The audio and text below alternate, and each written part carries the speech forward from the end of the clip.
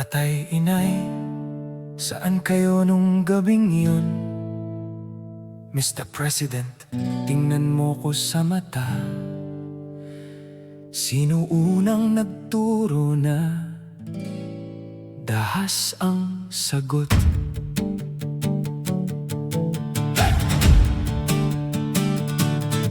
Tatlong munting kabaong sa ulan ng Tacloban, dalawang munting kamay na kagapos sinisisi. Pero di sa kamay ng bata nagsimula ang baril. Yun ay galing sa tahanan, galing sa isang pamahalaan na unang nagturo ng dahas bago pa man tumayo. Bago mo sabihin, ikulong sila.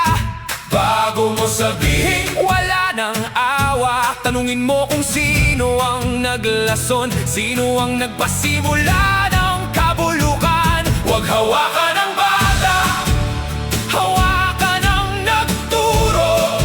Pabayaan ang mga bata, lumapit sa akin. Batas to, sundin natin. Nalaban silang pinalaki, mga lalaking ipinagmalaki. Dahas bilang kapangyarihan, bigla tayong nagulat na walang pag-ibig. Sisihin ang magulang, ang pinuno, ang sistemang bumaliwala. Pagkabata ay hindi krimen, ito'y kasunduan ng pagmamahal. 10 taong gulang, gusto nang ibaba ang edad, habang pumatay para sa medalya'y nakaupot, tumatawa. RA 9344, pinirmahan natin noong 90. Sabi ng UN, dignidad hindi ikulong, ilibing ang magulang. Mananagot na sa batas na yon. Bakit lahat ng galit sa bata lang bumabagsak?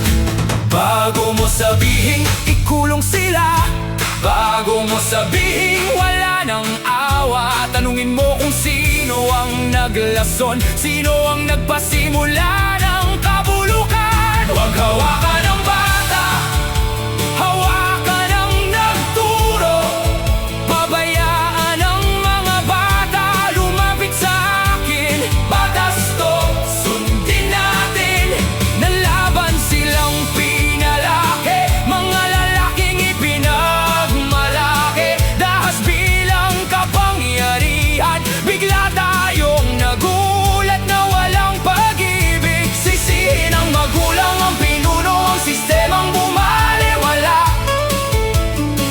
Pagkabata ay hindi krimen, ito'y kasunduan ng pagmamahal.